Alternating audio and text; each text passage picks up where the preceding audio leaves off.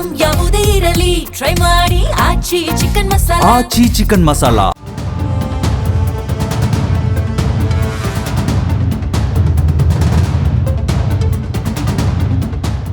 ವಿಶೇಷ ಕಾರ್ಯಕ್ರಮಕ್ಕೆ ಸ್ವಾಗತ. ನಾನು ಸಿಂಚನಾ. ನಿನ್ನೆ RCB ವರ್ಸಸ್ DC, ಮನೆ ಮಗ ವರ್ಸಸ್ ದತ್ತು ಪುತ್ರ, ಕಾಂತಾರ ವರ್ಸಸ್ ದುರಂದರ್ ಬ್ಯಾಟಲ್ ಇತ್ತು. ಬಟ್ ಇದರಲ್ಲಿ ಡೆಲ್ಲಿ ತಂಡಕ್ಕೆ RCB ವಿರುದ್ಧ 6 ವಿಕೆಟ್ಗಳ ಜಯ ಸಿಕ್ಕಿದೆ. ಅಂತಿಮ ಓವರ್ನಲ್ಲಿ 2 ಸಿಕ್ಸರ್ ಸಿಡಿಸಿ RCBಯಿಂದ ಪಂದ್ಯವನ್ನ ಕಸಿದ್ರು ಮಿಲ್ಲರ್. ಹಾಗಾದ್ರೆ ಹೇಗಿತ್ತು ನಿನ್ನೆ ಮ್ಯಾಚ್?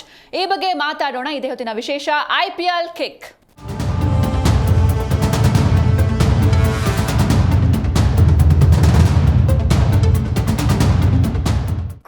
ಎಸ್, ಇವತ್ತು ಈ ಬಗ್ಗೆ ಮಾತಾಡೋದಕ್ಕೆ ನಮ್ಮ ಜೊತೆ ಪ್ರೇಮ್ ಕುಮಾರ್ ಇದ್ದಾರೆ. Hello Prem sir, welcome to the show. Thank you. ಹಾಗೆ ಸುನಿಧಿ ಮಂಜುನಾಥ್ ಕೂಡ ಜಾಯ್ನ್ ಆಗಿದ್ದಾರೆ. ಹೆಲೋ ಸುನಿಧಿ ಅವರೇ, ಕಾರ್ಯಕ್ರಮಕ್ಕೆ ಸ್ವಾಗತ. Thank you. Yes Prem sir, ನಿನ್ನೆ ನೀವು ಹೇಳಿದ್ರಿ ಅಂದ್ರೆ DC ಗೆಲ್ಲುತ್ತೆ ಅಂತ. ಬಟ್ ಇವಾಗ ನಾವು ಪಾಟೀಲ್ ಸರ್ನ ಮಿಸ್ ಮಾಡ್ಕೊಳ್ತಿದೀವಿ, ಯಾಕಂದ್ರೆ ಭರ್ಜರಿಯಾಗಿ RCB ಗೆಲ್ಲುತ್ತೆ ಅಂತ ಅವ್ರು ಹೇಳಿದ್ರು. ಸೊ ನಿನ್ನೆ ಮ್ಯಾಚ್ ಹೇಗಿತ್ತು?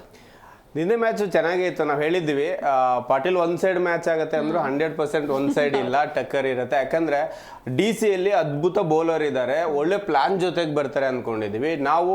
ಹೋಮ್ ಗ್ರೌಂಡ್ ಅಡ್ವಾಂಟೇಜ್ ಇದೆ ನಮಗೆ. ಹಾಗೆ ನನಗನ್ಸ್ತಾ ಇತ್ತು ನಿನ್ನೆ RCB-ಗೂ DC-ಗೂ ವಿತೌಟ್ ಪ್ಲಾನ್ ಬಂದಿರೋ RCB, ವಿತ್ ಪ್ಲಾನ್ ಬಂದಿರೋ DC ಅಂತ. ಯಾಕೆ ಅಂತ ಹೇಳಿದ್ರೆ, ಆರಂಭಿಕವಾಗಿ RCB ಟಾಸ್ ಸೋತು ಬ್ಯಾಟಿಂಗ್ ಮಾಡಬೇಕು ಅಂತ ಬಂದಾಗ ನಮಗೆ ಗೊತ್ತಿತ್ತು ನಿನ್ನೆ ಡ್ಯೂ ಫ್ಯಾಕ್ಟರ್ ಏನಾಗಲ್ಲ, ಯಾವುದೇ ಬ್ಯಾಟಿಂಗ್ ಆದ್ರೂ ಓಕೆನೆ. ಆದ್ರೆ RCB-ಯ ಬ್ಯಾಟಿಂಗ್ ಬೆನ್ನೆಲುಬು ಏನಿದೆ ಅದನ್ನ ಬ್ರೇಕ್ ಮಾಡಬೇಕು ಅಂತ ಹೇಳಿದ್ರೆ ಒಳ್ಳೆ ಬೌಲಿಂಗ್ ಪ್ಲಾನ್ ಬರಬೇಕು. ಅವ್ರೇನ್ ಇವ್ರನ್ನ 150 ಕಟ್ಟಾಕೋ ಪ್ಲಾನ್ ಏನ್ ಇರ್ಲಿಲ್ಲ. ನನ್ನ ಪ್ರಕಾರ 250 ಆಗದೆ ನೋಡ್ಕೋಬೇಕು ಅನ್ನೋ ಪ್ಲಾನ್ ಇದ್ದಂಗಿತ್ತು. ಯಾಕಂತ ಹೇಳಿದ್ರೆ ಆರಂಭಿಕವಾಗಿ ನೀವು ಸಾಲ್ಟ್ ವಿರಾಟ್ ಕೊಹ್ಲಿ ಬಂದಾಗ ಬೌಲಿಂಗ್ ದಾಳಿಯನ್ನ ಎಷ್ಟು ಚೆನ್ನಾಗಿ ಮಾಡ್ತಾ ಇದ್ರೆ ಅಂದ್ರೆ, ಸಾಲ್ಟ್ಗೆ ನಿಮಗೆ ವಿಡ್ತ್ ಕೊಟ್ರೆ 6 ಹೊಡಿತಾರೆ, ನಿಮಗೆ ಹೊರಗೆ ಹಾಕಿದ್ರು ಅಷ್ಟೇ ಬೌಂಡ್ರಿ ಸಿಕ್ಸರ್ ಬರುತ್ತೆ. ಬಾಡಿ ಮೇಲೆ ಬಾಲ್ ಇದ್ರೆ ಸಾಲ್ಟ್ ಹೊಡೆಯಲ್ಲ ಅನ್ನೋದನ್ನ ನೀಟಾಗಿ ಗಮನಕ್ಕೆ ತಗೊಂಡ್ಬಂದಿದ್ರು.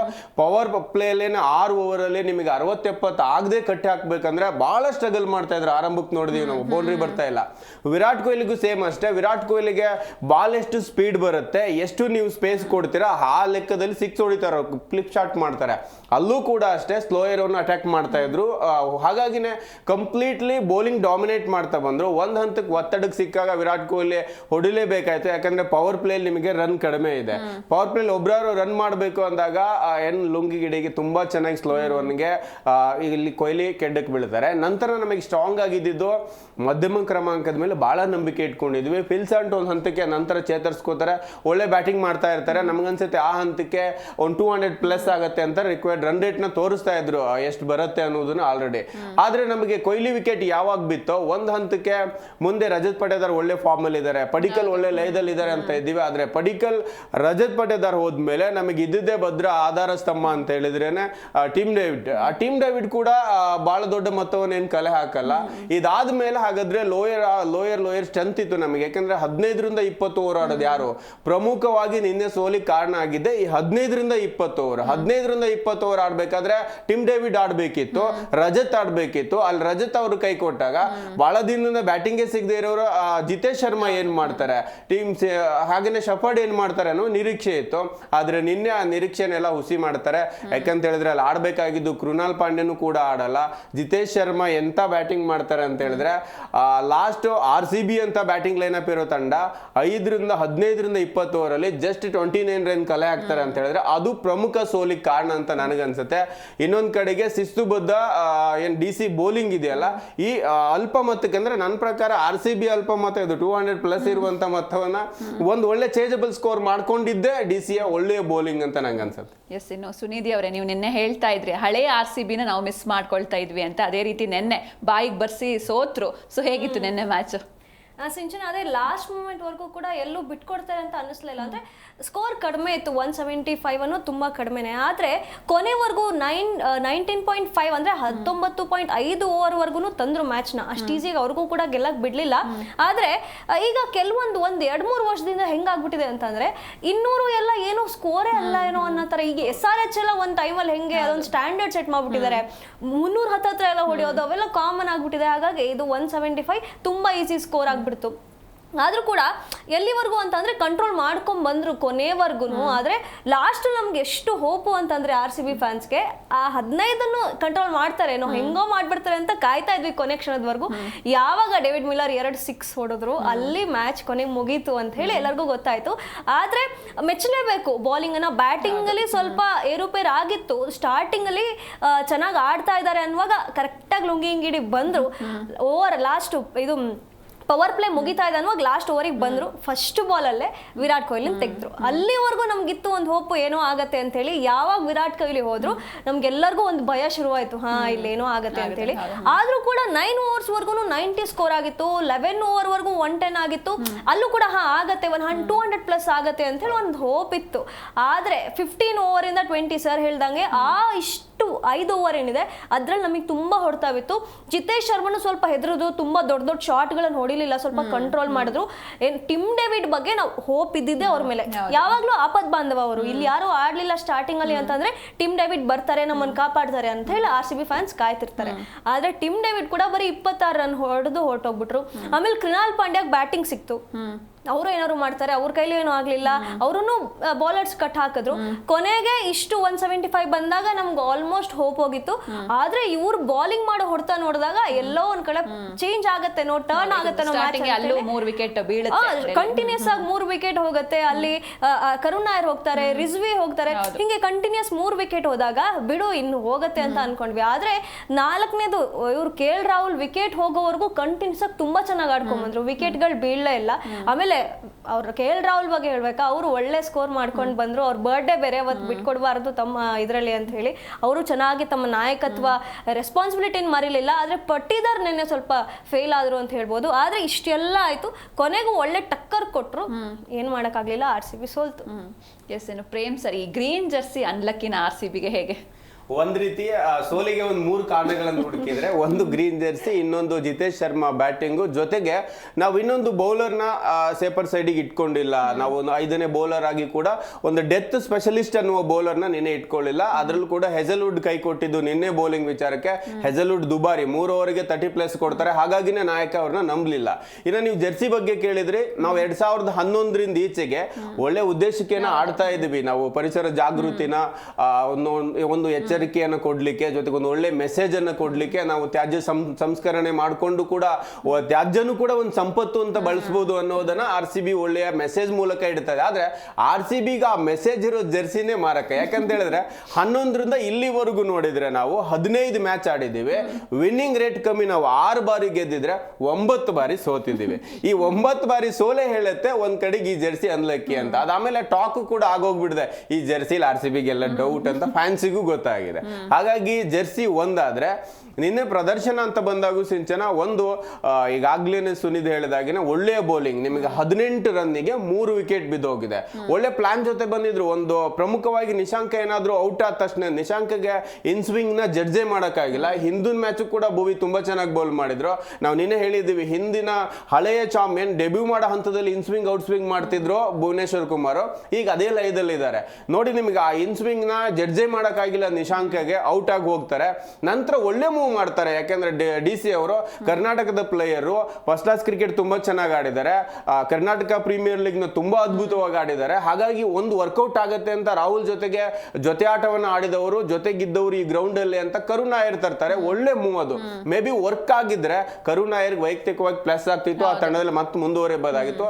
ನಾಯಕನ ಹೋಪ್ನ, ತಂಡದ ಹೋಪ್ನ ಅವ್ರು ಕಳ್ಕೊಂಡ್ರು. ಆದ್ರೆ RCB ಪ್ಲಸ್ ಆಗಿದ್ದು ಭುವನೇಶ್ವರ್ ಕುಮಾರ್, ಅವ್ರ ವಿಕೆಟ್ ಎತ್ಕೋತಾರೆ ಬೇಗ. ತುಂಬಾ ಡೇಂಜರ್ ಪ್ಲೇಯರ್ ಕರುಣ್ ನಾಯರ್, ಅವ್ರ ವಿಕೆಟ್ ಎತ್ತಾರೆ. ಇನ್ನು ಹೊಡಿಬಡಿ ಅಂತ ಇದ್ದಿದ್ದೆ ನಮ್ಮಲ್ಲಿ ರಜತ್ ಇದ್ರೆ, ಅಲ್ಲಿ ರಿಜ್ವಿ ಇದ್ದಿದ್ದು ತುಂಬಾ ಚೆನ್ನಾಗಿ ಅವ್ರ ವಿಕೆಟ್ ನ ಬೇಗ ಎತ್ಕೊಂಡು. ಇಲ್ಲಿ 18ಕ್ಕೆ 3 ಆದಾಗ RCB ಸಿಚುಯೇಷನ್ ಸುನಿಧಿ ಹೇಳಿದಾಗೆ 110 ಇದ್ದವಾಗ ಒಳ್ಳೆ ಪ್ಲೇಯರ್ ಬಂದು ಹೊಡಿಲೇಬೇಕು ಅನ್ನೋ ನಿರೀಕ್ಷೆ ಇಟ್ಕೊಂಡ್ರು. ಲಾಸ್ಟ್ 3 ಓವರ್ ವರ್ಗು ಟಿಮ್ ಡೇವಿಡೇ ಇದ್ದಿದ್ರೆ ಅಥವಾ ರಜತೆ ಇದ್ದಿದ್ರೆ ತಂಡದ ಸ್ಕೋರ್ ಬೇರೆ ಆಗ್ತಿತ್ತು. ಸಿಚುಯೇಷನ್ ನೋಡಿ ಆಡ್ಲಿಲ್ಲ ಅಂತ ನನಗನ್ಸುತ್ತೆ. ಅದೇ ಇಲ್ಲಿ KL ರಾಹುಲ್ ಮತ್ತೆ ಸ್ಟಬ್ಸ್ ಏನ್ ಆಡಿದ್ರಲ್ವಾ ನಿನ್ನೆ, ಅದು ತುಂಬಾ ಮೆಚುರಿಟಿ ಕ್ರಿಕೆಟ್. ಕ್ರಿಕೆಟ್. ಅಲ್ಲಿ ಏನ್ ಬೇಕಾಗಿತ್ತು, 8ರಿಂದ 9 ರಿಕ್ವೈರ್ಡ್ ರನ್ ರೇಟ್ ಬೇಕಾಗಿರೋದು. ಸೊ ನೀವು ಜೋರಾಗಿ ಆಡೋ ಅವಶ್ಯಕತೆ ಇಲ್ಲ, ಸ್ಕ್ರೀಸ್ ರೊಟೇಟ್ ಮಾಡೋಣ, ಮಧ್ಯೆ ಮಧ್ಯೆ ಒಂದು ಬೌಂಡ್ರಿ ಬಂದ್ರೆ ರಿಕವರಿ ಆಗುತ್ತೆ.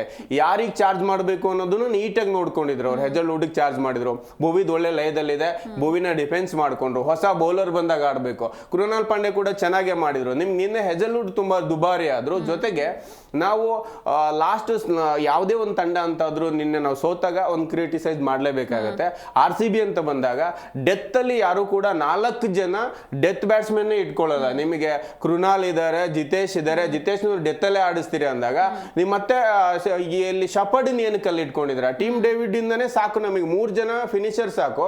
ಮಧ್ಯಮ ಕ್ರಮಾಂಕದಾಗ ವಿಕೆಟ್ ಹೋದಾಗ ನೀವು ಶಪರ್ಡ್ ಬೌಲಿಂಗ್ ಅಲ್ಲೂ ಮಾಡ್ತಾ ಇಲ್ಲ. ನೀವು ಬೌಲಿಂಗ್ ಕೊಟ್ರಿ, ಬೌಲಿಂಗ್ ವರ್ಕೌಟ್ ಆಗ್ತಿಲ್ಲ. ಬೆತ್ತಲ್ ನೀವು ಮಧ್ಯಮ, ನಾವು ರಜತ್ ಆದ್ಮೇಲೆ ಬೆತ್ತಲ್ ತಂದು ಆಡ್ಸ್ಕೊಂಡ್ರೆ ಈ ತರ ವಿಕೆಟ್ ಹೋದಾಗ ಬ್ಯಾಟಿಂಗ್ ಲೈನ್ ಅಪ್ ತುಂಬಾ ಚೆನ್ನಾಗಾಗತ್ತೆ. ಒಂದ್ ಏನಾದ್ರೂ ನಾವು ಬದಲಾವಣೆ ಮಾಡಬೇಕು ಅಂತ, ಅಥವಾ ಬೆತ್ತಲ್ ಬೇಡ ಅಂದ್ರೂ ಕೂಡ ವೆಂಕಟೇಶ್ ಅಯ್ಯರ್ನಾದ್ರೂ ಆಡಿಸ್ಕೋಬೇಕು. ನಿಮಗೆ ರನ್ ಬರುತ್ತೆ, ಪ್ಲಸ್ ಒಬ್ಬ ಬೌಲರ್ ಸಿಗ್ತಾರೆ. ಹಾಗಾಗಿ ಒಂದಿಷ್ಟು ಬದಲಾವಣೆಯನ್ನು RCB ಮಾಡ್ಕೋಬೇಕು. ನಿನ್ನೆ ಸೋಲಿಗೆ ಒಂದು ಏನಾದ್ರೂ ಭುವಿಗೆ ಏನಾದ್ರೂ ನಿನ್ನೆ ಹೆಜಲ್ವುಡ್ ಸಾಥ್ ಕೊಟ್ಟಿದ್ರೆ 100% ಮ್ಯಾಚ್ ಗೆಲ್ತಾ ಇತ್ತು. ಡಾಟ್ ಬಾಲ್ ಹಾಕೋರೆ ನಿನ್ನೆ ದುಬಾರಿ ಆಗೋದ್ರು. ಹಾಗಾಗಿ ಒಂದು ಇವ್ರು ಏನ್ ಮಾಡ್ತಿದ್ರು ಅದೇ ಬೌಲಿಂಗ್ ಅವ್ರು ಮಾಡಿದ್ರು. ನೀವು ಡೆತ್ ಅಲ್ಲಿ ಎಂತ ಸ್ಪೆಷಲಿಸ್ಟ್ ಅಂತ ಹೇಳಿದ್ರೆ ನಟರಾಜನ್ ಫುಲ್ ಯಾರ್ಕೆ ಹಾಕ್ತಾರೆ, ನಂಗೆ ಗೊತ್ತಿರೋದು ಯಾರ್ಕು ಬರ್ತಾರೆ, ಯಾರ್ಕೆ ಹಾಕ್ತಾರೆ, ವಾಪಸ್ ಹೋಗ್ತಾರೆ. 15ರಿಂದ 20ನೇ ಓವರ್ನ ಕಟ್ ಹಾಕಿದ್ದೆ ಎನ್ಗಿಡಿ ಇರ್ಬೋದು, ಮುಖೇಶ್ ಇರ್ಬೋದು, ನಟರಾಜನ್ ಇರ್ಬೋದು, ಒಳ್ಳೆ ಬೌಲಿಂಗ್ ಮಾಡ್ತಾರೆ. ನಬಿ ಆರಂಭಿಕವಾಗಿ ಕಟ್ ಹಾಕ್ತಾರೆ. ನಬಿ ಸಾಲ್ಟ್ಗೆ ಇರ್ಬೋದು, ಕೊಹ್ಲಿಗೆ ಇರ್ಬೋದು, ಬ್ಯಾಟ್ ಬಿಚ್ಚಕ್ಕೆ ಕೊಡಲ್ಲ.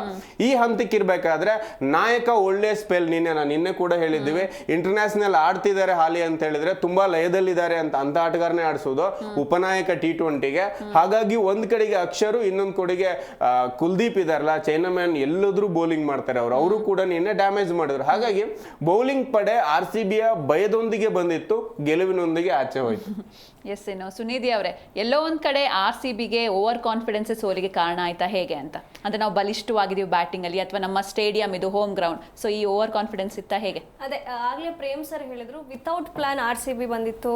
ಈಗ DC ಅವರು ಫುಲ್ಲಿ ಪ್ಲಾನ್ಡ್ ಆಗಿ ಎಲ್ಲ ಡಿಸಿಷನ್ಸ್ ಗಳನ್ನ ತಗೊಂಡು ಹಿಂದೆ 2 ಸೋತಿದ್ರು, ಹಾಗಾಗಿ ನಮ್ಮ RCBಗೆ ಸ್ವಲ್ಪ ಓವರ್ ಕಾನ್ಫಿಡೆನ್ಸ್ ಆಯ್ತೇನೋ ಅಂತ ಹೇಳಿ ನಮಗೂ ಅನ್ನಿಸ್ತು. ಯಾಕೆ ಅಂತಂದ್ರೆ ನಿನ್ನೆ ನಾವು ನೋಡಿದ್ವಿ ಮ್ಯಾಚ್ ಯಾವ ತರ ಇತ್ತು ಅಂತ ಹೇಳಿ. ಸ್ಟಾರ್ಟಿಂಗ್ ಅಲ್ಲಿ ನಿಜವಾಗ್ಲೂ ಅವ್ರನ್ನ ಯಾಕೆ ಅಪ್ರಿಶಿಯೇಟ್ ಮಾಡಬೇಕು ಅಂತಂದ್ರೆ DC ಅವ್ರನ್ನ, ಅವ್ರು ಎಲ್ಲೂ ನಮ್ಗೆ ಬೌಂಡ್ರಿಗಳು ಹೋಗಕ್ಕೆ ಬಿಡ್ಲಿಲ್ಲ. ತುಂಬಾ ನೀಟಾಗಿ ಫೀಲ್ಡಿಂಗ್ ಮಾಡ್ತಾ ಇದ್ರು. ಎಷ್ಟೋ ಕಡೆ ವಿರಾಟ್ ಕೊಹ್ಲಿ ಅವರು ಮತ್ತೆ ಫಿಲ್ ಸಾಲ್ಟ್ 4 ಹೊಡಿಯೋದಕ್ಕೆ ಎಷ್ಟು ಕಷ್ಟ ಪಡ್ತಾರೆ ಅಂತಂದ್ರೆ ಬೌಂಡ್ರಿ ವರ್ಗು ಹೋಗುತ್ತೆ, ಬರ್ತಾರೆ, ನೀಟಾಗಿ ಫೀಲ್ಡಿಂಗ್ ಮಾಡ್ತಾರೆ, ಅದನ್ನ ಸ್ಟಾಪ್ ಮಾಡ್ತಾರೆ. ಎಷ್ಟೋ ರನ್ ಕಂಟ್ರೋಲ್ ಆಗಿರೋದಲ್ಲಿ. ಹಂಗೆ ನೋಡಿದ್ರೆ ನಮಗೆ ಇವಾಗ ರಜತ್ ಪಟ್ಟಿದಾರ್ ಎಲ್ಲ ಒಂದಿಷ್ಟು ಹೇಳಿಕೆಗಳನ್ನು ಕೊಟ್ಟಿದ್ದಾರೆ, ನಾವ್ ಇನ್ನೊಂದು 15-20 ರನ್ ಎಕ್ಸ್ಟ್ರಾ ಹೊಡೆದಿದ್ರು ಮ್ಯಾಚ್ ನೆನ್ನೆ ನಾವು ಗೆಲ್ಬೋದಿತ್ತು ಅಂತ ಹೇಳಿ. ಆ 15-20 ಎಲ್ಲಿ ಹೋಯ್ತು? ನೆನ್ನೆ ಈ ಫೀಲ್ಡಿಂಗ್ ಅಲ್ಲೇ ಕಂಟ್ರೋಲ್ ಆಯ್ತು. ನೆನ್ನೆ ಆ ಫೀಲ್ಡಿಂಗ್ ಅಲ್ಲಿ ಏನಾದ್ರು ಅವ್ರು ಸ್ವಲ್ಪ ಹೆಚ್ಚು ಕಮ್ಮಿ ಏರುಪೇರು ಆಗಿದ್ರು ನಮ್ಗೊಂದು 15-20 ರನ್ ಎಕ್ಸ್ಟ್ರಾ ಬರ್ತಿತ್ತು, ನಾವು ವಿನ್ ಆಗ್ತಿದ್ವಿ. ಆದ್ರೆ ಅವ್ರು ಮಾಡಿದ್ದ ಆ ಒಂದು ಫೀಲ್ಡಿಂಗ್ ಇಂದ ಅವ್ರು ಸಕ್ಸಸ್ ಆದ್ರು. ನಮ್ಮಲ್ಲಿ ಸ್ವಲ್ಪ ಈಸಿಯಾಗಿ ತಗೊಂಡ್ರೇನು ಅಂತ ನಮಗೂ ಅನ್ನಿಸ್ತು. ಕೊನೆಗೆ ಬ್ಯಾಟ್ಸ್ಮನ್ ಅಂದ್ರೆ ನಾವು ಎಷ್ಟು RCB ಅವರು ಈ ಹಿಂದೆ ಜಾಕೋಬ್ ಬೆಥೆಲ್ ಅವರು T20 ವರ್ಲ್ಡ್ ಕಪ್ ಟೈಮಲ್ಲಿ ಅವ್ರ ಪರ್ಫಾರ್ಮೆನ್ಸ್ ನೋಡಿದಾಗ ನಮ್ಮ RCB ಅವ್ರಿಗೆ ಒಂದು ಖುಷಿ, ನೆಕ್ಸ್ಟ್ ನಮ್ಮ ಪ್ಲೇಯರ್ RCBಗೆ ಬರ್ತಾನೆ, ಇವನು ಒಳ್ಳೆ ಆಟಗಾರ ಅಂತ ಹೇಳಿ ನಾವೆಲ್ಲ ಕಾಯ್ತಾ ಇದ್ವಿ. ಆದ್ರೆ ಅವರು ಕಣಕ್ಕಿಳಿಲಿ ಅಂತ ಹೇಳಿ ತುಂಬಾ ದಿನದಿಂದ ನಾವು ಕಾಯ್ತಿದೀವಿ. ಆದ್ರೆ ಜಾಕೋಬ್ ಬೆಥೆಲ್ನ ಇಳಿಸ್ತಾ ಇಲ್ಲ ಎಲ್ಲರೂ. ಯಾಕೆ ಅನ್ನೋದು ಈಗಲೂ ಸರ್ ಹೇಳ್ದಾಗೆ, ಪ್ರೇಮ್ ಸರ್ ಹೇಳ್ದಾಗೆ, ಅವ್ರನ್ನ ಇಳಿಸ್ಬೇಕು, ನಾವು ಅವ್ರ ಆಟವನ್ನು ನೋಡ್ಬೇಕು ಅಂತ ಕಾಯ್ತಿದ್ವಿ. ಮಿಡ್ಲ್ ಓವರ್ ಅಲ್ಲಿ ಅವ್ರನ್ನ ಕರ್ಸಿ ಇಂಥ ಒಳ್ಳೆ ಬ್ಯಾಟ್ಸ್ಮನ್ ಅನ್ನ ಬಿಟ್ರೆ ಇನ್ನು ನಮ್ಮ ಟೀಮ್ ಇನ್ನೂ ಸ್ಟ್ರಾಂಗ್ ಆಗತ್ತೆ. ಇವತ್ತು ನಿನ್ನೆ ಆಗಿರೋ ಮ್ಯಾಚ್ ಒಂದು ಎಕ್ಸಾಂಪಲ್. ಈಗ ಅವ್ರಿಗೊಂದು ಅರ್ಥ ಆಗತ್ತೆ, ಈಗ ಅವ್ರನ್ನ ಇಳಿಸ್ಬೇಕು ಅಂತ ಹೇಳಿ ಗೊತ್ತಾಗತ್ತೆ. ಹಾಗಾಗಿ ಅವ್ರನ್ನ ಇಳಿಸಿದ್ರೆ ಮತ್ತಷ್ಟು ಸ್ಟ್ರಾಂಗ್ ಆಗ್ಬೋದೇನೋ, ಮುಂದೆ ಆಗುವಂತ ಮ್ಯಾಚ್ ಗಳಲ್ಲಿ ಇಂಥ ಮಿಸ್ಟೇಕ್ಸ್ ಗಳು ಆಗಲ್ಲ ಅಂತ ಹೇಳಿ ಹೇಳ್ಬೋದು. ಹಂಗೆ ಅವರೊಬ್ರು ಇದ್ದಿದ್ರೆ ನಿನ್ನೆ ಎಲ್ಗೂ ಹೋಗ್ತಿತ್ತೇನೋ ಮ್ಯಾಚು. ನಮ್ಮ ಓವರ್ ಕಾನ್ಫಿಡೆನ್ಸ್, ನಾವ್ ಇರೋರ್ನಲ್ಲೇ ಚೆನ್ನಾಗಿ ಆಡ್ಬಿಡ್ತೀವಿ, ಚೆನ್ನಾಗಿ ಗೆದ್ಬಿಡ್ತೀವಿ ಅನ್ನೋ ಓವರ್ ಕಾನ್ಫಿಡೆನ್ಸ್ ಇತ್ತೋ ಏನೋ. ಹಾಗಾಗಿ ನಮ್ಗೆ ಸ್ವಲ್ಪ ಹಿನ್ನಡೆ ಆಯ್ತು. ಮುಂದೆ ಇಂಥ ತಪ್ಪುಗಳನ್ನ ಮಾಡದೇ ಇರಲಿ ಅನ್ನೋದು ನಮ್ಮೆಲ್ಲಾ ಫ್ಯಾನ್ಸ್ ನ ಒಂದು ರಿಕ್ವೆಸ್ಟ್ ಅಂತ ಹೇಳ್ಬೋದು. ಎಸ್, ಇನ್ನು ಪ್ರೇಮ್ ಸರ್, ಸ್ಟಾರ್ಟಿಂಗ್ ಅಲ್ಲಿ ಟಾಸ್ ಸೋತಿದ್ದು ಕೂಡ ಮೈನಸ್ ಆಯ್ತಾ ಹೇಗೆ? ಅದೇನಾದ್ರು ಎಫೆಕ್ಟ್ ಆಯ್ತಾ? ನಿಜ, ಟಾಸ್ ಏನಾಗುತ್ತೆ ಆತ್ಮವಿಶ್ವಾಸವನ್ನ ಹೆಚ್ಚು ಮಾಡುತ್ತೆ. ಯಾಕೆ ಅಂತ ಹೇಳಿದ್ರೆ ನಾವು ಟಾಸ್ ಗೆದ್ರೆ ಇದನ್ನೇ ಮಾಡ್ಬೇಕು ಅಂತ A ಪ್ಲಾನ್ ಮಾಡ್ಕೊಂಡಿರ್ತೇವೆ. ಟಾಸ್ ಸೋತಾಗ B ಪ್ಲಾನ್ ಅಂತ ಹೇಳಿದ್ರೆ ಅದು ಅರ್ಜೆಂಟ್ ಅರ್ಜೆಂಟಿಗೆ ಮಾಡಬೇಕಾಗತ್ತೆ. ನೋಡಿ ನಾವು ಈ ಮ್ಯಾಚನ್ನು ಗೆಲ್ಲಬೇಕಂದ್ರೆ ಒಂದಿಷ್ಟು ರನ್ನನ್ನು ಹೊಡಿಲೇಬೇಕು, ಯಾಕಂದ್ರೆ ನಾವು ಪ್ರೊಟೆಕ್ಟ್ ಮಾಡ್ಕೋಬೇಕಂದ್ರೆ 200+ ಬೇಕಾಗುತ್ತೆ. ಅದರಲ್ಲೂ RCB ಅಂತ ಗ್ರೌಂಡಲ್ಲಿ ಈ ರೀತಿ ಬೌಲಿಂಗಿಗೆ ಮೋಲ್ಡ್ ಆಗುತ್ತೆ ಅನ್ನೋದು ಗೊತ್ತಿರಲ್ಲ.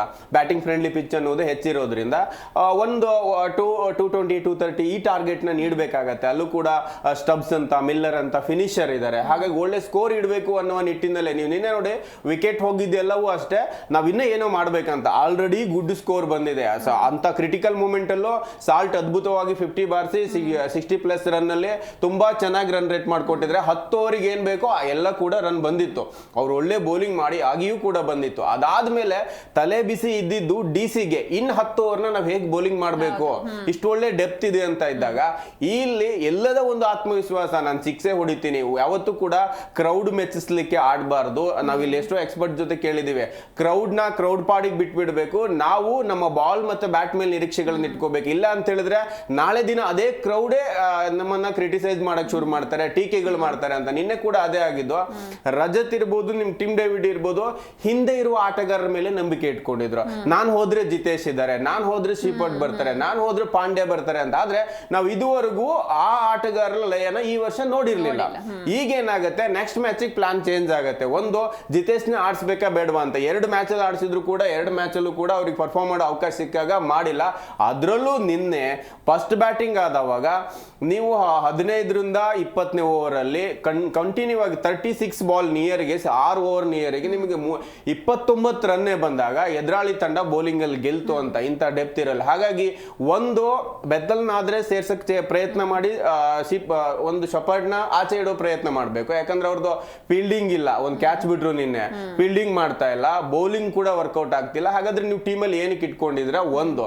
ಇನ್ನೊಂದು, ಅಲ್ಲಿ ಆಲ್ರೆಡಿ ಒಬ್ಬ ಕೀಪರ್ ಆಡ್ತಾ ಇದ್ದಾರೆ ಅಂತ ಹೇಳಿದಾಗ ನಿಮಗೆ ಸಾಲ್ಟ್ ಕೀಪಿಂಗ್ ಗ್ಲೌಸ್ ಹಾಕೊಂಡು ಆಡಕ್ಕೆ ರೆಡಿ ಇದ್ದಾರೆ. ಇನ್ನೊಬ್ಬ ಬದಲಿ ಕೀಪರ್ನ ಮತ್ತು ಗ್ರೌಂಡ್ ಅಲ್ಲಿ ಇಟ್ಕೊಳ್ಳೋದ್ರಕ್ಕೆ ಅರ್ಥ ಇಲ್ಲ ನಿಮಗೆ. ಇನ್ನೊಂದು, ಅಲ್ಲಿ ಆ ಜಗದಲ್ಲಿ ಏನಾದ್ರೂ ನಾವು ಬೆತ್ತಲನ್ನ ಆಡಿಸ್ಕೋಬಹುದು, ಅಥವಾ ಬೇಡ ನಮಗೆ ಬೌಲಿಂಗ್ ಮತ್ತೆ ಬ್ಯಾಟಿಂಗ್ ಎರಡೂ ಸಿಗತ್ತೆ ಅಂತ ಹೇಳಿದ್ರೆ ಹೋದ ವರ್ಷದಿಂದ ಕಾದು ಅವ್ರ ಹಿಂದೆ ಬೆಡ್ ಮಾಡಿ ಅಯ್ಯರ್ನ ಇಟ್ಕೊಂಡಿದ್ರ. ವೆಂಕಟೇಶ್ ಅಯ್ಯರ್ನ ಆಡಿಸಬಹುದು, ಯಾಕಂದ್ರೆ ಬಿಗ್ ಹಿಟ್ಟರ್ ಕೂಡ. ಹಿಂದಿನ ಒಂದು ಮ್ಯಾಚ್ ಆಡಿಸಿದಾಗ ಲೋ ಸ್ಕೋರಿಗೆ ಹೋಗೋ ಮ್ಯಾಚ್ ಅನ್ನ ತುಂಬಾ ಚೆನ್ನಾಗಿ ಆಡಿದ್ರು. ಈ ಪ್ಲಾನ್ ಇರ್ಬೇಕಾದ್ರೆ ನಾವು ಒಂದೇ ವಿನ್ನಿಂಗ್ ಟೀಮ್ ಇದೆ ಅದನ್ನೇ ಮುಂದುವರಿಸ್ತೀವಿ ಅನ್ನೋದು ತಪ್ಪು. ಯಾಕಂದ್ರೆ ಲೀಗ್ ಹಂತದಲ್ಲಿ ಇದೀವಿ, ಸರಿ ಮಾಡ್ಕೊಂಡ್ರೆ RCB ಇಲ್ಲೇ ಸರಿ ಮಾಡ್ಕೋಬೇಕು. ಯಾಕಂದ್ರೆ ಈಗ ಟಾಪ್ ಒಂದು ಮ್ಯಾಚ್ ಸೋಲ್ದೇನೆ ಇರುವಂತ ಒಂದೇ ಒಂದು ತಂಡ ಅಂದ್ರೆ ಪಂಜಾಬ್. ನಿನ್ನೆ ನಾವು ಸನ್ರೈಸ್ ಬ್ಯಾಟಿಂಗ್ ನೋಡಿದೀವಿ, 15 ಬಾಲಿಗೆ ಅಗೇನ್ 50 ಮಾಡಿದ್ದಾರೆ. ಒಳ್ಳೆ ಲಯದಲ್ಲಿದ್ದಾರೆ. ಆ ತಂಡ ಕಟ್ಟಾಗ ಜೊತೆಗೆ ಬೌಲಿಂಗ್ ಅಲ್ಲಿ ದೇಶಿ ಪ್ರತಿಭೆಗಳು ಮಿಂಚುತ್ತಾ ಇದ್ದಾರೆ. ನಾವು ಹೆಜಲ್ವುಡ್ನೇ ನಂಬ್ಕೊಂಡಿರ್ತೀವಿ ಅನ್ನಕ್ಕಾಗಲ್ಲ. ಹೆಜಲ್ವುಡ್ ಫೇಲ್ ಆದ್ರೆ ಡಫಿ ತುಂಬಾ ಲಯದಲ್ಲಿದ್ದಾರೆ. ಡಫಿನ ಚೇಂಜ್ ಮಾಡಿ, ಯಾಕಂದ್ರೆ ನಾವು ಹಳೆ ಆಲ್ದ ಮರಕ್ಕೆ ನೇಣು ಹಾಕುತ್ತೀವಿ ಅನ್ನೋದ್ರಲ್ಲಿ ಅರ್ಥ ಇರಲ್ಲ. ಹಾಗಾಗಿ ಪರ್ಫಾರ್ಮೆನ್ಸ್ ಆಧಾರದ ಮೇಲೆ ಬದಲಾವಣೆ ಮಾಡ್ಕೋಬೇಕು. ಲೀಗ್ ಹಂತದಲ್ಲಿ ಬದಲಾವಣೆ ಮಾಡ್ಕೊಳ್ಳದೆ ಹೋದ್ರೆ ಡಿಪೆಂಡಿಂಗ್ ಚಾಂಪಿಯನ್ ಅನ್ನೋದನ್ನ ಮರಿಬೇಕಾಗತ್ತೆ. ಯಾಕಂದ್ರೆ SRH ಇದುವರೆಗೂ ಫೇಲ್ ಆಗ್ತಿದೆ. ತುಂಬಾ ಒಳ್ಳೆ ಸ್ಟ್ಯಾಂಡರ್ಡ್ ಲೀಗಲ್ ಆಗತ್ತೆ, ಮುಂದಿನ ಹಂತಕ್ಕೆ ಬರಲ್ಲ. ಯಾಕಂತ ಹೇಳಿದ್ರೆ ಅವ್ರು ಬರೀ ಹೊಡಿ ಆಟಕ್ಕೆ ಮನೆ ಆಗ್ತಿದ್ದಾರೆ. RCBಗೆ ಅಂತದೊಂದು ಕ್ರೆಡಿಟ್ ಬೇಡ, ಸಾಂಘಿಕ ಪ್ರದರ್ಶನ ಬೇಕು. ಅದನ್ನ ಡೆಲ್ಲಿ ನಿನ್ನೆ ಪ್ಲಾನ್ ಮಾಡಿದ್ರು. ಆಮೇಲೆ ಬ್ಯಾಟ್ಸ್ಮನ್ಗಳು ಸಿಚುಯೇಷನ್ಗೆ ಬ್ಯಾಟ್ ಮಾಡಬೇಕು. ಹಾಗಾದ್ರೆ ಸ್ಟಬ್ಸ್ಗೆ ನಿನ್ನೆ 6 ಹೊಡಿ ಎಬಿಲಿಟಿ ಇರಲಿಲ್ವಾ? ಸ್ಟಬ್ಸ್ ಆಡಿರೋ ಸ್ಟ್ರೈಕ್ ರೇಟ್ ನೋಡಿದ್ರೆ ಈ ಹಿಂದೆ ಯಾವತ್ತೂ ಹಂಗೆ ಆಡಿಲ್ಲ ಅವ್ರು. ಯಾಕಂದ್ರೆ ಬರೀ ಸಿಂಗಲ್ ಮಾಡ್ತಿದ್ದಾರೆ. ನಮ್ಗೆ ಬೇಕಾಗಿರೋ ರಿಕ್ವೈರ್ಮೆಂಟ್ ರೇಟ್ ಕಮ್ಮಿ ಅಂದಾಗ ಲಾಸ್ಟ್ 5 ಓವರಿಗೆ ಹೊಡ್ಕೊಂಡ್ಬಿಡೋಣ. ನಿನ್ನೆ 20 ಇದ್ದಿದ್ರು ಟ್ರೈ ಮಾಡ್ತಿದ್ರು ಅಂತ ಫಿನಿಷರ್ ಅಲ್ಲಿ ಇದ್ದಿದ್ದು. ಹಾಗಾಗಿ ನಾವು ನೋಡ್ಬೇಕಾದ್ರೆ ಸಿಚುಯೇಷನ್ಗೆ ಬ್ಯಾಟ್ ಬಿಡಿಸ್ಬೇಕು. ರಾಹುಲ್ ಕೂಡ ತುಂಬಾ ಚೆನ್ನಾಗಿ ಆಡ್ತಾ ಇದ್ರು. ಅದೊಂದು ಬ್ಯಾಟ್ ಶಾಟಿಗೆ ಹೋದ್ರೆ, ಇಲ್ಲ ಅಂದ್ರೆ ಅವರಿಬ್ಬರೇ ಕ್ಲಿಯರ್ ಮಾಡಂಗಿದ್ರು ನಿನ್ನೆ.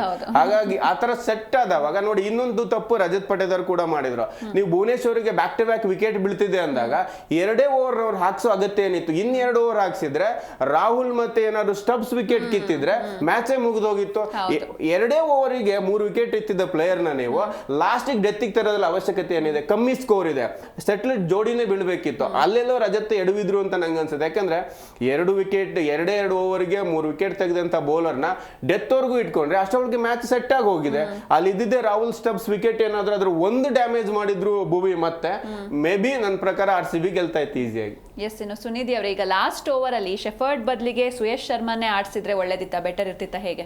ಈಗ ಎಲ್ಲರೂ ಒಪಿನಿಯನ್ ಅದೇ ಇರೋದು. ಯಾಕೆ ಅಂತಂದ್ರೆ ಲಾಸ್ಟ್ ವರ್ಗು ಕಂಟ್ರೋಲ್ ಮಾಡ್ಕೊಂಡ್ ಬಂದಿದ್ರು. ಇನ್ನೊಂದು 15 ರನ್ ಬೇಕಿತ್ತು. ಅದನ್ನ ಹೆಂಗೋ ಕಂಟ್ರೋಲ್, ಅಂದ್ರೆ 1 ಓವರ್ ಅಲ್ಲಿ 15 ರನ್ ಅನ್ನ ಕಂಟ್ರೋಲ್ ಮಾಡೋದು, ಅದು ಸ್ವಲ್ಪ ಟ್ರೈ ಮಾಡಿದ್ರೆ ಆಗ್ತಿತ್ತು ಅನ್ನುವಂತ ಹೋಪಲ್ಲಿ ಎಲ್ಲರೂ ಇದ್ರು. ಹಾಗಾಗಿ ಈಗ ಇವರು ರೊಮ್ಯಾರೋ ಶೆಫರ್ಡ್ನ ನಾವು ನೋಡ್ತಾ ಬಂದಿದ್ದೀವಿ. ಅವ್ರ ಬೌಲಿಂಗ್ ಅಂತ ಇಂಪ್ರೆಸಿವ್ ಆಗಿ ಏನು ಮಾಡ್ತಿಲ್ಲ ಅನ್ನೋದು ಎಲ್ಲರದು ಇವಾಗ ಇರುವಂಥದ್ದು. ಹಾಗಾಗಿ ಸುಯೇಶ್ ಶರ್ಮಾ ಇದ್ರು, ಅವ್ರದ್ದು ಇನ್ನೂ ಮುಗ್ದಿರ್ಲಿಲ್ಲ, ಅವ್ರದ್ದು ಬೌಲಿಂಗ್ ಇನ್ನೂ ಮುಗ್ದಿರ್ಲಿಲ್ಲ, ಅವ್ರನ್ನ ಇಳಿಸ್ಬೋದಾಗಿತ್ತು ಅಂತೇಳಿ ಎಲ್ಲರೂ ಕೂಡ ಹೇಳ್ತಿದ್ದಾರೆ. ಹಾಗಾಗಿ ಇವ್ರ ಬೌಲಿಂಗ್ ನೋಡಿನೂ ಕೂಡ ಮತ್ತೆ ಅಂತ ಕ್ರಿಟಿಕಲ್ ಸಿಚುವೇಶನ್ ಅಲ್ಲಿ ಇವ್ರನ್ನ ಯಾಕೆ ಕಳಿಸ್ಬೇಕಾಗಿತ್ತು ಅನ್ನೋದು ಎಲ್ಲರಿಗೂ ಆಗ್ತಿರುವಂತದ್ದು. ಹಾಗಾಗಿ ಇಲ್ಲಿ ಸುಯೇಶ್ ಶರ್ಮಾ ಅವ್ರನ್ನ ಕಳಿಸಿದ್ರೆ ಮೇ ಬಿ ಇಲ್ಲಿ ಮ್ಯಾಚ್ ಟರ್ನ್ ಆಗೋಕ್ ಸಹಾಯ ಆಗ್ತಿತ್ತೇನೋ, ಫಸ್ಟ್ ಇಂದ ಮಾಡ್ಕೊಂಡ್ ಬಂದಿರೋ ಶ್ರಮ ಲಾಸ್ಟ್ ಓವರ್ ಅಲ್ಲಿ ಹಾಳಾಯ್ತೇನೋ ಅಂತ ಅನ್ನಿಸ್ತು. ಯಾಕಂದ್ರೆ ಅಷ್ಟು ಕಡಿಮೆ ಓವರ್ ಇದ್ದಿದ್ದು, ಅಷ್ಟು ಕಡಿಮೆ ರನ್ ಇದ್ದಿದ್ದು, ಬರೀ 175 ಅನ್ನೋದು ತುಂಬಾ ದೊಡ್ಡದು ಅಲ್ಲೇ ಅಲ್ಲ, ಆದ್ರೆ ಆ ಟಾರ್ಗೆಟ್ ಅನ್ನು ಕೂಡ ಕಷ್ಟಪಟ್ಬಿಟ್ಟು ಡಿಸಿ ಅವ್ರು ರೀಚ್ ಮಾಡಿದ್ದು ಅಷ್ಟು ಈಸಿಯಾಗಿ ಮುಗಿಸ್ಲಿಲ್ಲ. ಯಾಕಂದ್ರೆ ಚೆನ್ನಾಗಿ ನಿಂತಿದ್ರು, ಹೊಡಿತಾ ಇದ್ರು, KL ರಾಹುಲ್ ಕೂಡ ಕಾನ್ಫಿಡೆಂಟ್ ಆಗೇ ಇದ್ರು, ಆದ್ರೆ ಅದ್ ಹಂಗೆ ನಿಧಾನ ಕಂಟ್ರೋಲ್ ಮಾಡ್ಕೊಂಡ್ ಬಂದ್ರು ನಮ್ಮ ಬೌಲರ್ಸ್ ಎಲ್ಲರೂ. ಆದ್ರೆ ಕೊನೆಯಲ್ಲಿ ಬಂದು ಇವರು ಯಾರು ಡೇವಿಡ್ ಮಿಲ್ಲರ್ ಆ ರೀತಿಯಾಗಿ ಹೊಡಿತಾರೆ ಅಂತ ಯಾರು ಕೂಡ ಅನ್ಕೊಂಡಿರ್ಲಿಲ್ಲ. ನೆನ್ನೆ ನಾವು ಇಲ್ಲಿ ಚರ್ಚೆ ಮಾಡಿದಾಗ ಸ್ಟಬ್ಸ್ ಅವರು ಚೆನ್ನಾಗಿ ಆಡ್ತಿಲ್ಲ ಈ ಸರಿ, ಅಂತ ಏನ್ ಪರ್ಫಾರ್ಮೆನ್ಸ್ ಇಲ್ಲ ಅಂತೆಲ್ಲ ನಾವು ಮಾತಾಡಿದ್ವಿ. ಆದ್ರೆ ನಿನ್ನೆ ಅವ್ರು ನಿಂತ್ಕೊಂಡ್ರು, ತುಂಬಾ ಒಳ್ಳೊಳ್ಳೆ ಶಾಟ್, ದೊಡ್ಡ ಶಾಟ್ ಹೊಡಿಲಿಲ್ಲ ಅಂತಂದ್ರು. ಪ್ರೇಮ್ ಸರ್ ಹೇಳ್ದಾಗೆ ರಿಕ್ವೈರ್ಡ್ ಎಷ್ಟಿತ್ತು ಅಷ್ಟನ್ನ ಅವರು ಚೆನ್ನಾಗಿ ಅವ್ರು ಪೂರೈಸಿದ್ದಾರೆ. ಅದ್ರ ಜೊತೆ ಬಂದ್ರು ಡೇವಿಡ್ ಮಿಲ್ಲರ್, ಯಾವ ತರ ಮಿಲ್ಲರ್ ಕಿಲ್ಲರ್, ನಿನ್ನೆ ಅವ್ರಿಗೆ ಫುಲ್ ಅವ್ರನ್ನ ಹೊಗಳ್ಬಿಟ್ಟಿದ್ದಾರೆ. ಯಾಕಂದ್ರೆ ಅಷ್ಟು ಚೆನ್ನಾಗಿ ಆಪತ್ ಬಾಂಧವನ್ ತರ ಲಾಸ್ಟ್ ಅಲ್ಲಿ ಅವರಿಂದಾನೇ ಸೋತಿತ್ತು. ಹಾಗಾಗಿ ನಿನ್ನೆ ಅಷ್ಟು ಚೆನ್ನಾಗಿ ಅವ್ರು ಪರ್ಫಾರ್ಮ್ ಮಾಡಿದ್ರಲ್ಲ, ಅದೇ ಆ ಜಾಗಕ್ಕೆ ಬೌಲಿಂಗ್ ಗೆ ಬೇರೆ ಹಾಕಿದ್ರೆ 15 ರನ್ ಅಲ್ಲಿ ಕಂಟ್ರೋಲ್ ಮಾಡಬಹುದಾಗಿತ್ತು. ಲಾಸ್ಟ್ ಮೂಮೆಂಟ್ ಅಲ್ಲೂ ಕೂಡ ಮ್ಯಾಚ್ ಗೆಲ್ಬೋದಾಯ್ತು, ನಮ್ ಕೈಲೇ ಇತ್ತು ಅಂತ ಹೇಳಿ ಎಲ್ಲರೂ ಹೇಳ್ತಿದ್ದಾರೆ. ಹೌದು, ಅಲ್ಲೊಂದ್ ಕಡೆ ಎಡವಿದ್ರೇನೋ, ಈಗ ಸರ್ ಹೇಳ್ದಂಗೆ ಪಟ್ಟಿದಾರ್ ಅದೊಂದು ಚೇಂಜಸ್ ಮಾಡ್ಬೋದಾಗಿತ್ತೇನೋ. ಈಗ ಬೇರೆ ಒಳ್ಳೆ ಬೌಲರ್ಗಳು ಇದಾರೆ ನಮ್ಮ ಹತ್ರ, ಇಲ್ದೇ ಇದ್ರೆ ಓಕೆ ಮುಗ್ದೋಯ್ತು, ಎಲ್ಲರದು ಬೌಲಿಂಗ್ ಮುಗ್ದೋಗಿದೆ, ಆಪ್ಷನ್ ಇಲ್ಲ ಅಂತ ಇವ್ರನ್ನ ಕಳ್ಸಿದ್ರೆ ಹೌದು ಒಪ್ಕೋಬಹುದಾಗಿತ್ತು. ಇಲ್ಲಿ ಅವ್ರನ್ನ ಬದಲು ಇವ್ರನ್ನೇ ಕಳ್ಸಿರೋದ್ರಿಂದ ಈ ತರ ಮಿಸ್ಟೇಕ್ ಆಯ್ತು. ಹಾಗೆ ಇನ್ನೊಂದು ಭುವನೇಶ್ವರ್ ಅವ್ರು ಒಳ್ಳೆ ಫಾರ್ಮ್ ಅಲ್ಲಿ ಇದ್ರು, 3 ವಿಕೆಟ್ ಅನ್ನ ಕಂಟಿನ್ಯೂಸ್ ಆಗಿ ಅವ್ರು ತೆಗ್ದಿದ್ದಾರೆ, ಅವ್ರ ಕೈಯಲ್ಲಿ ಇತ್ತು, ಅವ್ರನ್ನ ಹಂಗೆ ಬಿಟ್ಟು ಮತ್ತು ಇನ್ನು ವಿಕೆಟ್ ಗಳನ್ನ ತೆಗ್ದಿದ್ರೆ ಲಾಸ್ಟ್ ವರ್ಗು ಉಳಿಸ್ಕೊಳ್ತಾನೆ ಇರ್ಲಿಲ್ವೇನೋ, ನಾವು ಆಟನ ಬೇಗನೆ ಮುಗಿಸ್ಬಿಡ್ತಿದ್ವೇನೋ ಅನ್ನೋದು ನಮಗೂ ಕೂಡ ಹೋಪ್ ಇತ್ತು. ಇಲ್ಲಿ ಅದೇ ನೀವು ಹೇಳ್ದಂಗೆ ಓವರ್ ಕಾನ್ಫಿಡೆನ್ಸ್ ಏನಾದ್ರು ಇತ್ತ, ಅಥವಾ ಪ್ಲಾನಿಂಗ್ ಇಲ್ಲದೆ ಏನಾದ್ರು ತಪ್ಪು ಮಾಡಿದ್ರ, ಇಲ್ಲಿ ಕ್ಯಾಪ್ಟನ್ ಗಳು ತಪ್ಪೋ ಅಥವಾ ಇನ್ನೇನ್ ತಪ್ಪೋ ಆಯ್ತು. ಒಟ್ಟಲ್ಲಿ ಎಲ್ಲಾರ ಮಿಸ್ಟೇಕ್ ಗಳಿಂದ ತುಂಬಾ ಇದ್ದಿದ್ದು ಒಳ್ಳೆ ಫಾರ್ಮಲ್ ಮೇಂಟೈನ್ ಮಾಡ್ಕೊಂಡ್ ಬಂದಿದ್ದು ನಿನ್ನೆ ಒಂದು ಮ್ಯಾಚ್ ಅಲ್ಲಿ ಹೋಯ್ತು ಅಂತ ಹೇಳ್ಬೋದು ಸಿಂಚನ. ಎಸ್, ಇನ್ನು ಪ್ರೇಮ್ ಸರ್, ಆ DC ಅಂತ ಬಂದ್ರೆ ಬ್ಯಾಟಿಂಗ್ ಹಾಗೂ ಬೌಲಿಂಗ್ ಹೇಗಿತ್ತು ನಿನ್ನೆ ಅವ್ರದ್ದು ಹೇಳ್ತಾ ಇರೋದು, ಒಂದು ಮಿಸ್ಟೇಕ್ಗಳನ್ನ ಯಾವ ತಂಡ ಕಡಿಮೆ ಮಾಡುತ್ತೆ, ಯಾವ ತಂಡ ಪ್ರಾಪರ್ ಪ್ಲಾನ್ ಜೊತೆಗೆ ಬರುತ್ತೆ, ಅದು ಎದುರಾಳಿ ಯಾರೇ ಆಗಿದ್ರು ಕೂಡ ಕಟ್ ಹಾಕ್ಬೋದು, ಎಂತ ಸ್ಟ್ರಾಂಗ್ ಇದ್ರು ಅಂತ. ಯಾಕಂದ್ರೆ ನಾವು ಆಸ್ಟ್ರೇಲಿಯಾ ಮೇಲೆ ಮ್ಯಾಚ್ ಗೆದ್ದವಾಗೆಲ್ಲ ಹಾಗೆ ಹೇಳ್ತಿದ್ವಿ, ಇಂಡಿಯಾ ಆಸ್ಟ್ರೇಲಿಯಾ ಕಂಪೇರ್ ಮಾಡಿದ್ರೆ ಇಂಡಿಯಾ ಡೌನೇ, ಅದ್ರ ಪ್ಲಾನ್ ಜೊತೆ ಹೋದಾಗ ಆಸ್ಟ್ರೇಲಿಯಾನ ತುಂಬಾ ಸರಿ ಇಂಡಿಯಾ ಬೀಟ್ ಮಾಡಿದೆ. ಅದು ಯಾವ್ದೋ ಒಬ್ಬೊಬ್ಬ ಆಟಗಾರರಿಂದಲ್ಲ, ತಂಡದ ಪ್ಲಾನ್ ಅದು. ನಿನ್ನೆ ಪ್ರಾಪರ್ ಪ್ಲಾನೇ ಆಗಿತ್ತು ನೋಡಿ. ಒಂದು ಒಳ್ಳೆ ಬೌಲಿಂಗ್ ಹಾಕ್ತಿರ್ಬೇಕಾದ್ರೆ 17, 18, 19ನೇ ಓವರಲ್ಲಿ, ಒಂದು 17ನೇ ಓವರಲ್ಲೇ ನೀವು ಶಪರ್ಡ್ನ ಬೌಲಿಂಗ್ ಹಾಕ್ಸಿದ್ರೆ 19, 20 ಓವರಲ್ಲಿ ಏನ್ ಹೆಜಲ್ವುಡ್ 17ನೇ ಓವರಲ್ಲಿ ಬೌಲಿಂಗ್ ಮಾಡಿದ್ರಲ್ವ, ಅದನ್ನ 20ನೇ ಓವರಲ್ಲಿ ಮಾಡ್ಬೋದಾಯ್ತು. ಅನುಭವನೇ ಇರುತ್ತೆ. ಒಂದು ಹೆಜಲ್ವುಡ್ ತುಂಬಾ ಚೆನ್ನಾಗಿ ಆ ಓವರ್ ಬೌಲಿಂಗ್ ಮಾಡಿದ್ರು, ಆ 3 ಓವರ್ನ ಮರ್ಸ್ಬಿಟ್ರು. ಅಂತ ಅಲ್ಲಿ ವಿನ್ನಿಂಗ್ ಆಸೆ ಹುಟ್ಟಿಸಿದ್ದೆ ಅವ್ರು ಒಳ್ಳೆ ಬೌಲಿಂಗ್ ಇಂದ. ನಂತರ ನಿಮಗೆ ಮೊದಲ 3 ಓವರ್ನ ತುಂಬಾ ಚೆನ್ನಾಗಿ ಮಾಡಿದ ಭುವಿ, 4ನೇ ಓವರ್ನು ತುಂಬಾ ಚೆನ್ನಾಗಿ ಮಾಡಿ ಒಂದೇ ಒಂದು ಬ್ಯಾಟ್ ಬಾಲ್ ಹಾಕ್ತಾರೆ, ಅದ್ರ ಅವಶ್ಯಕತೆ ಇರಲಿಲ್ಲ, ಅವಾಗ ವಿಕೆಟು ಬ್ಯಾಡ್ ಆಗಿತ್ತು, ಆ ಬಾಲ್ 6 ಹೋಗುತ್ತೆ.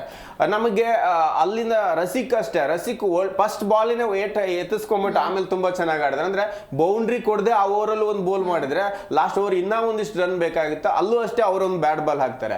ಕಂಪ್ಲೀಟ್ಲಿ ಲಾಸ್ಟಿಗೆ ಏನಾಗಿ ಹೋಯ್ತು, ರಜತ್ಗೆ ಯಾರು ನಾಡ್ಸ್ಬೇಕು ಗೊತ್ತಿಲ್ಲ. ಒಂದು ವೇಳೆ ಕೃಣಾಲ್ ಇಟ್ಕೊಂಡಿದ್ರು ಅವ್ರು ತುಂಬಾ ಚೆನ್ನಾಗಿರ್ತಿತ್ತು.